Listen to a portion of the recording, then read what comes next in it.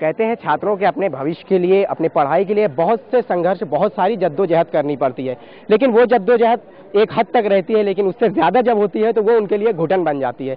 ऐसा ही मामला है। हम इस वक्त खड़े हैं मुंबई के बांद्रा इलाके में सेंट एंड्रूज कॉलेज, जहाँ के कम से कम 22 छात्र ऐसे हैं जिन्हें परीक्षा देने से वंचित करने की पूरी साजिश रची जा रही थी, पूरा षड्यंत्र रचा जा रहा था। उसके बाद जब ये मामला कोर्ट में जाता है तो वहाँ इनके हक में जीत होती है।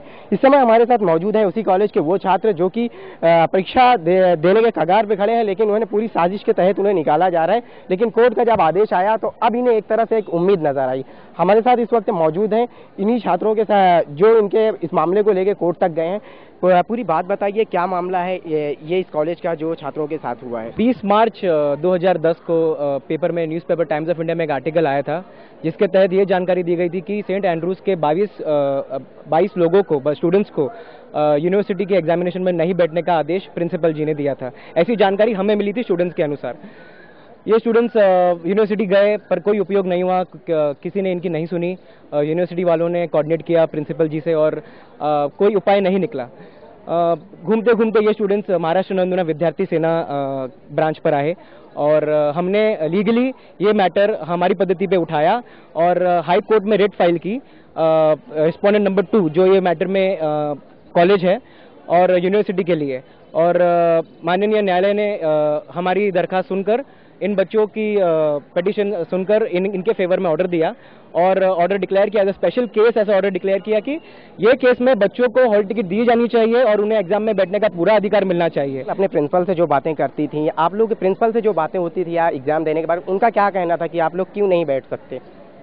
उनका कहना था कि आपका परफॉर्मेंस बहुत लो है, जो ऑर्डिनेंस 125 के हिसाब से और हमारे हिसाब से जो 20% से कम है, जो साल के शुरुआत से हमें नहीं बताया गया था। जो भी स्टूडेंट्स जो अलाउ किए हुए हैं अप्रैल एग्जाम्स देने के लिए, उन्हें भी ये नहीं पता था। तो एक दूसरे को कॉल करके हमें ऐसा अनुभव हुआ कि सब लोगों को पता नहीं है और हम लोग को भी ये शौक हुआ। उसके बाद आपने जब प्रिंसिपल से मुलाकात की, हॉल टिकट मांगी, तो उसके बाद यहाँ का क्या जवाब था, आप बताइए। हम जब यहाँ पर आए, हम पिछले 2 दिनों से यहाँ पर आ रहे हैं। उन्हें कोर्ट की नोटिस की ज़रूरत थी, ये वो हमें बताया गया, पर किन स्टूडेंट्स को बिना नोटिस दिए ही हॉल टिकट्स मिले गए थे। आज सुबह भी यही हुआ और कल एक स्टूडेंट को दिया गया था पर वापस लिया गया और ये हॉल टिकट्स नहीं दिए गए थे क्योंकि उन्हें कोर्ट नोटिस की ज़रूरत थी, ये बताया गया था हमें। पर ताज्जुब की बात ये है कि कैसे स्टूडेंट्स को बिना हॉल टिकट कोर्ट नोटिस के मिले बगैर कैसे स्टूडेंट्स को उन्होंने हॉल टिकट दिया। हम 8 स्टूडेंट्स हैं। प्रॉब्लम ये है, अभी पिछले 15 दिनों से हम घूमते फिर रहे हैं, यहाँ वहाँ भटक रहे हैं, कभी यूनिवर्सिटी तो कभी हाई कोर्ट तो कभी कॉलेज। हमारा बहुत टाइम वेस्ट हुआ है एंड आई डोंट थिंक कुछ अच्छा हुआ है दैट हमारे साथ जो हमारे लॉयर्स थे राजीव और श्रेयस ने हमारी बहुत मदद की है एंड मैं उनका सच में धन्यवाद। ऐसे हजारों मामले हैं जो छात्रों के साथ होते हैं और उसका सबसे ज्यादा जो निशाना बनते हैं वो ऐसे ही छात्र बनते हैं। सवाल ये उठता है कि इतनी ज्यादा परेशानी और फिर उसके बाद उनका जो एग्जाम है, अगर उनका अच्छा रिजल्ट वहां नहीं आता तो इसका जिम्मेदार कौन होता है?